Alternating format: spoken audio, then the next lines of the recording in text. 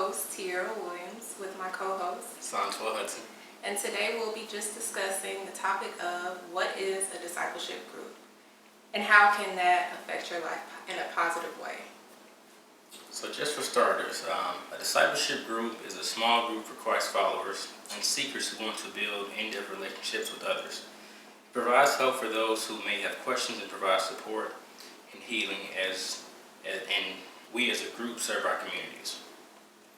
Jesus had the ultimate discipleship group. By having his group, it pushed him into his destiny and calling. His discipleship group was essential for his mission.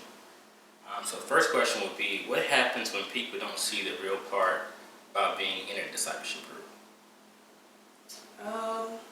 I think when people don't see the benefit of being in the discipleship groups, they might feel like, oh, I don't need to attend the meetings, or, they might just kind of just do their own things. Whereas if they constantly came to a discipleship group, maybe they could build relationships with their other discipleship group members. And you just never know how that relationship could turn out. It could be a long-lasting relationship. Something could happen. You need like a shoulder to cry on, or you need some help in some type of way.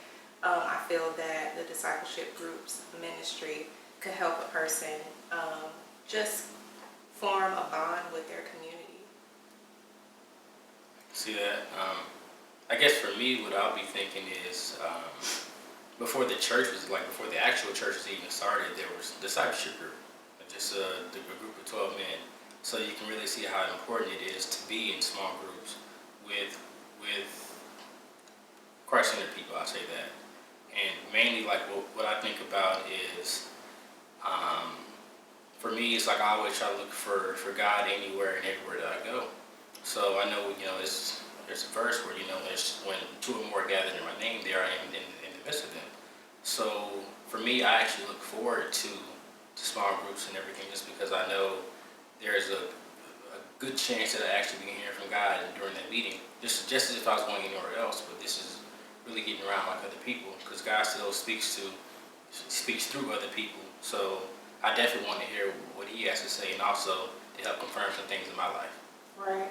And that's a good point too, because a lot of people don't go to church consistently, and so I feel like this would be a way for them to get some type of ministry in their lives, especially like we have a millennials group, and so a lot of times like we're always on the go, we're always trying to do new things, and I just feel like this could be something that just kind of keep God in the midst of our lives.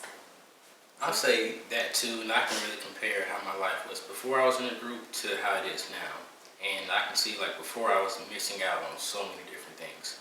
And really, I know God has everybody like on their own paths and everything, but when I'm in groups with other people and I can see like where God is leading me, and a lot of it is through the discipleship group, just how the actual disciples were and everything. Mm-hmm. I can see all the different changes.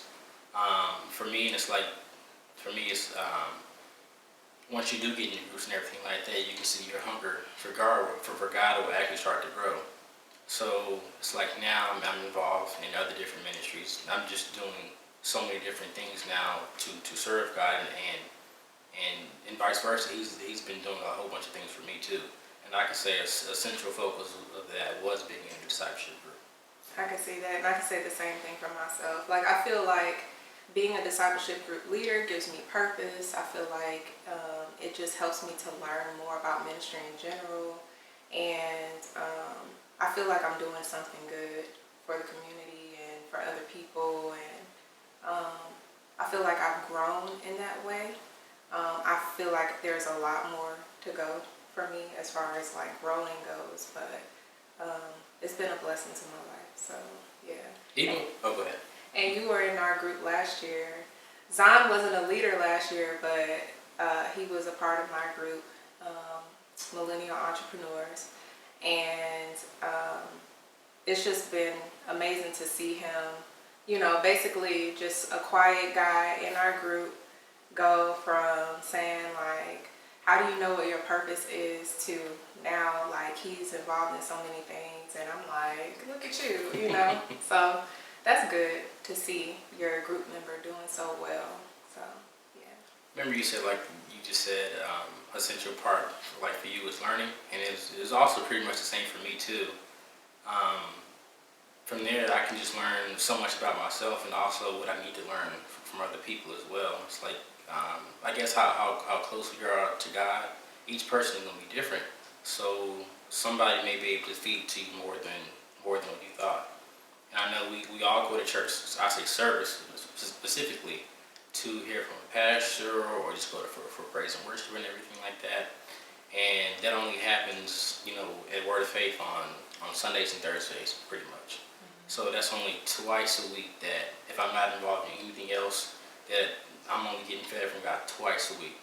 So now with the added inclusion of discipleship groups, now that's another chance for me to actually learn from God through other people. And it's not just the pastors or the choirs or anything or anybody like that have like words and messages from God that you need to hear.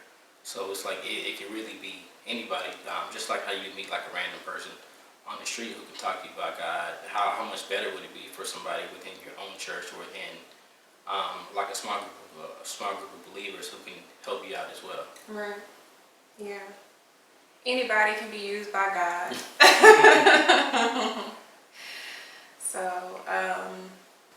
So in our culture, we have a lot of emphasis on celebrity this, celebrity that, Cardi B, Beyonce, like all these different people. And sometimes I just wonder like how their life would be like if they were a part of a small group or something like that. And they might even have people in their lives that are Christians and that give them advice and stuff like that. How do you feel? How do you feel someone who's in the spotlight, how their life could be affected in a positive way by being a part of a group like discipleship groups? Well, if I was going to compare, like if I was a celebrity, it'd be a whole lot different from my starting point from like right now. Like I've been involved with groups, I can see all the different changes and everything. And one thing it kind of gives me a reason to believe that they're not so much is because you rarely hear celebrities talk about God like at all. If anything, you probably hear them speaking about God like at award shows when they're accepting awards, or just going through like a tough period like through life and everything. But I know is once you're in a discipleship group, things actually do change. Like you can speak about those things way more freely, and then you're a lot more appreciative of God, where it's not just on a crisis type basis, or or you're really just blessed with something. It's like an all the time type thing. Yeah. But even with them, like their schedules were so busy and everything like that, I say to me it's vital. Just because if I was that busy all the time, I would need to connect with people. Right. I would need to connect with other people, not just want, but an actual need. Like this month, I have to fit this in my schedule some type of way. Right. I think that's essential too, because like when you have a busy schedule like that, like you can kind of get off track with God sometimes, and your priorities kind of falter. And so it's always good to have, people in your life who can kind of give you advice and disciple you in some type of way, some type of form. And just in the same way they say you need a village to raise a child, like we always need that village. We always need that group of people that we can rely on, depend on to help us, along the way, no matter what we're doing, no matter if we're a celebrity or just a regular person just working, or if you're starting your own business or whatever the case may be, like you always need God in your life. So, yeah. I'd say even like we're just growing and everything, like I figured out like growing is a lifelong process. It's not just as soon as I turn 18, I'm an adult now, and well, at least in the eyes of the law, I say that. But I'm still growing like over time. It's not just gonna stop when like I'm 27, almost 28 now. It's not gonna stop when I'm 35, 40, 50, and so on. So growing is a lifelong process. And I say for me, the important part about growing then is just about wisdom. So you see a lot of celebrities not making the wisest choices with how they either run their business or let alone even just kind of run their life. So I know there is a specific amount of wisdom that I get through the discipleship group, whether it's about discussing like your past mistakes or even what you should be doing moving forward. It's somebody's gonna have the answer for you. Mm-hmm. If nobody does, that's the perfect time to kind of pray with everybody else too, and really just let the Holy Spirit take over, and then that's when you can get wise counsel. Yeah, wise counsel is definitely important. Last Sunday we had our first bowling fellowship at the Epicenter, and everybody had a blast. There was a lot of people, and it looked like everybody was having a good time. A little clip of what our fellowship looked like.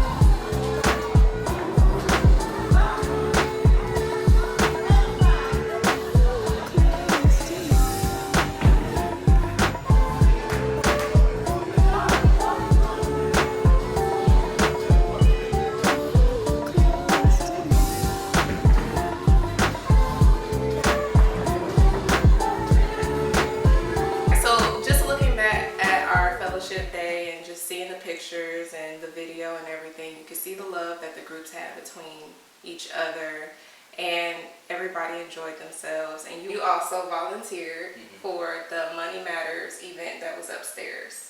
Tell us a little bit about that.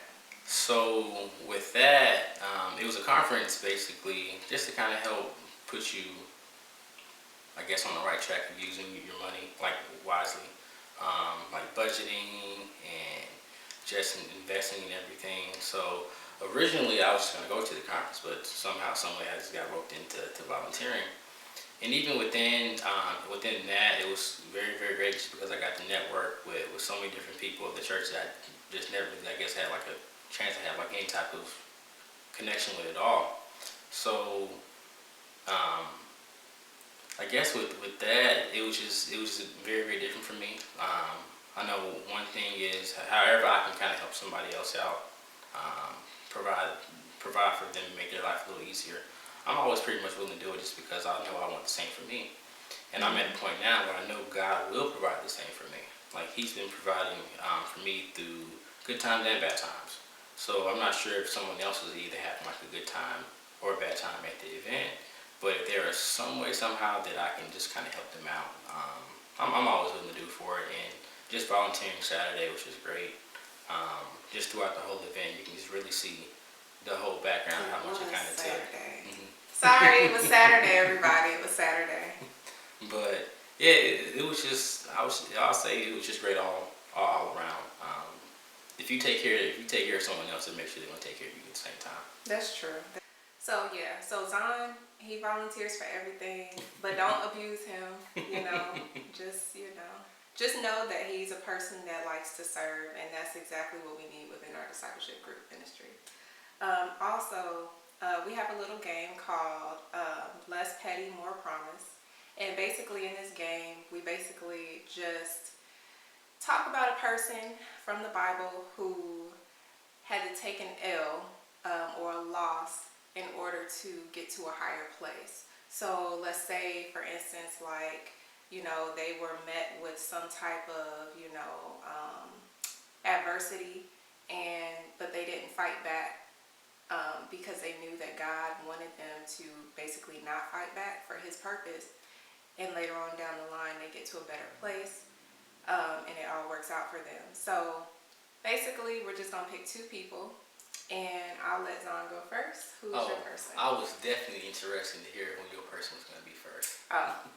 Well, the person I picked first was Joseph, because I know Joseph, like, he went through a lot of, I feel like what he went through took a toll probably a lot of times emotionally, because he had his brothers lie on him.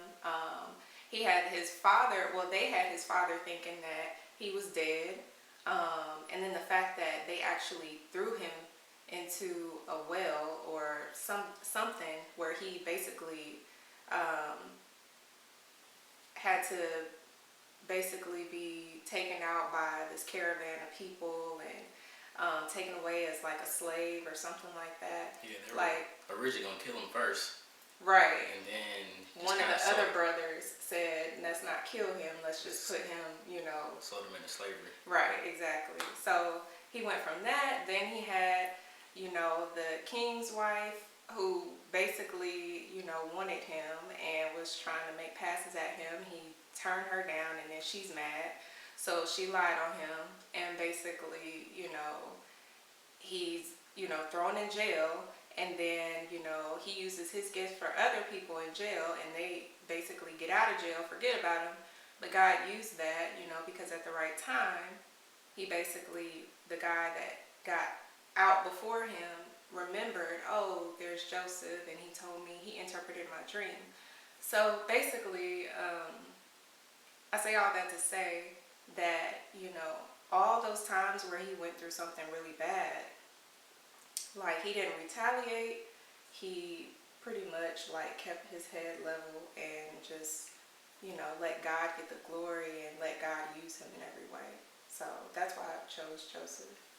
Even with him, I couldn't imagine all the things that he goes through. I say another segue to the importance of being in a discipleship group, just because you never know when you may be going through things like that in your life too. You actually need people around you who can help build you up when you're like in a broken place. Right. But even with him, man, that was definitely a lot that he had to kind of go through. Yeah, and then on top of that, to have your brothers come back and you remember everything that they did to you, and it's like, like this moment where you could either be like, you know what, forget y'all, or you could just be like, okay, I forgive you. And he chose to forgive them even when he was feeling so hurt at that moment. Every time I read that story, like I always can just imagine his feelings at that time, to have to like, basically turn the other cheek when somebody has done you so wrong. And then like, I know how important my dad is to me, so I can't imagine like my dad thinking that I'm dead. So like, and it was all a lie. So yeah, that's my person, that's who I chose. Who did you pick? My person was Peter. With Peter, just like with his whole life, where he started off as a fisherman, and then he's told to drop everything behind and basically just be loyal to me, to Jesus, throughout the duration of his life. And then him having so much loyalty for Jesus when it comes to the point of death, which I'm pretty sure he wasn't expecting at the time, where he said, where Jesus said, this time, it's basically my hour, and it's time for me to be handed over to be killed. And Peter's like, well, no matter what, I'm still going to be by your side, even if it means death. To where I'm pretty sure, now thinking about it, when it came down to the point to where Jesus was arrested, and I'm pretty sure Peter was not expecting a crowd of people to be yelled, crucify him and all that.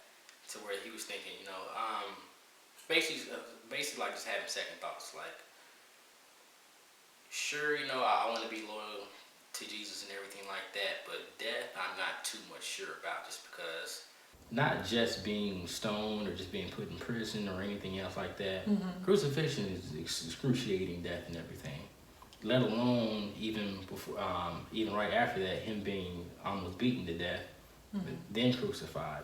So I'm pretty sure, like, during that whole scene, that Peter was just not expecting all that.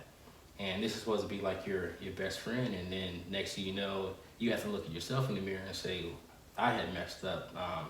I feel like some way, somehow I'm supposed to be a part of this, but I chose not to, and this man has been nothing but Lord to me. Mm-hmm. I've seen him heal people. I've seen him do miracles. I was with him from the jump, you know.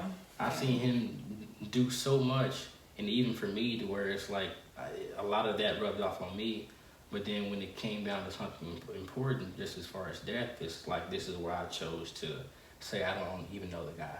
After I've been with him for the past 3 years. Mm-hmm.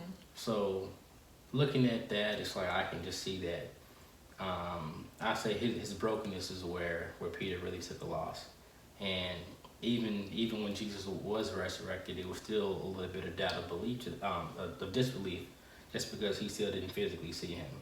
He even went down to the tomb himself and saw that Jesus was not in there, but then just kind of realizing everything that he said was the truth. So it's almost like to me, it's like another level of brokenness that he went through, not knowing the glory that God had for him. Mm-hmm. So then it wasn't until when, I want to say maybe it was like either sometime this year or last year, where I kind of figured out why Jesus had asked Peter 3 times to feed his sheep, just because it's the same number of times that Peter had denied him. Mm-hmm. And then someone told me there's not forgiveness without reconciliation. Mm-hmm. So it's like Jesus did, forgive Peter for what he did, but there was still his end of the bargain that he had to fulfill too. Mm-hmm. So I say that's his story from taking a loss to really just seeing like the glory of God after that. Yeah. So how do you feel like after he saw Jesus, like he